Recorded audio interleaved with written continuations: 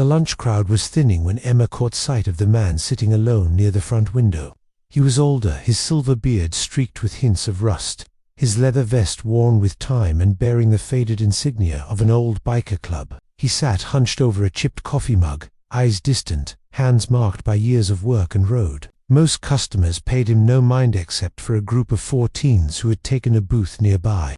Their mocking whispers began with giggles, escalating to cruel jabs meant to be overheard. "Hey, Grandpa," one boy laughed loudly. "Lose your nursing home." Another snapped a photo and snorted. "Is that what bikers look like after they rust?" Emma, who had been serving coffee for over 3 years at the Red Maple Diner, felt her heart lurch. She'd grown up without much, but her father had taught her one thing: respect, especially for those who'd lived hard and long. She didn't hesitate. Walking over with her notepad still in hand, she looked the teenagers square in the eyes and said, "That's enough. You can finish your food and leave, but you won't disrespect anyone while I'm on shift." The teens rolled their eyes, some mumbling insults under their breath. One threw a few crumpled bills on the table, and they left in a burst of obnoxious laughter. Emma turned back to the old man, whose eyes had quietly filled with tears not of pain, but of gratitude. "Thank you," he said in a gravelly voice.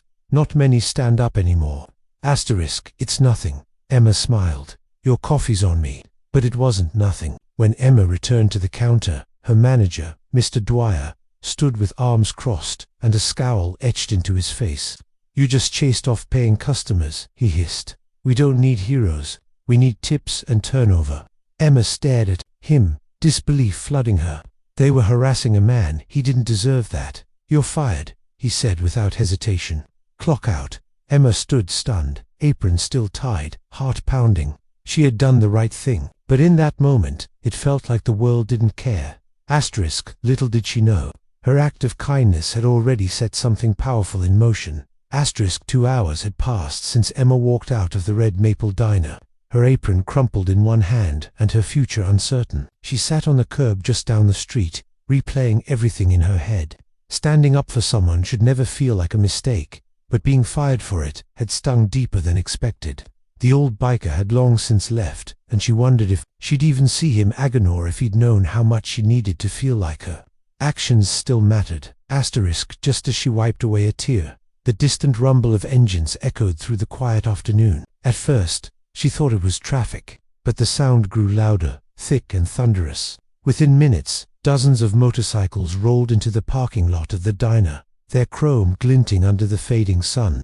Emma stood, wide-eyed, as bike after bike came to a stop. Slick Harleys, rugged choppers, vintage machines, all lined up with almost military precision. And then she saw him, the old man from earlier, now at the front of the formation. He took off his helmet, revealing that same weathered face, but this time it was lifted with a proud smile. He stepped forward, flanked by men and women in leather jackets, bearing the same emblem as his vest. "I told the club what happened," he said, loud enough for everyone to hear.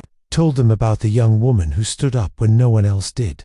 And we don't forget that kind of loyalty." Emma blinked in disbelief. The bikers surrounded her like an honor guard. Some nodded, others patted her on the back. Then one of them pulled out a sign hand-painted, bold letters that read, "We stand with Emma." Inside the diner, Mr. Dwyer watched through the blinds, face pale. The crowd outside wasn't just a protest, it was a movement. Local residents gathered, snapping photos, some applauding. News vans started arriving. What had been a quiet act of kindness had turned into a viral moment of justice. The old man stepped beside Emma. "You didn't just protect me. You reminded us what real courage looks like." Emma finally smiled, genuine and wide. She hadn't just found her voice. She'd found a whole family who roared with it.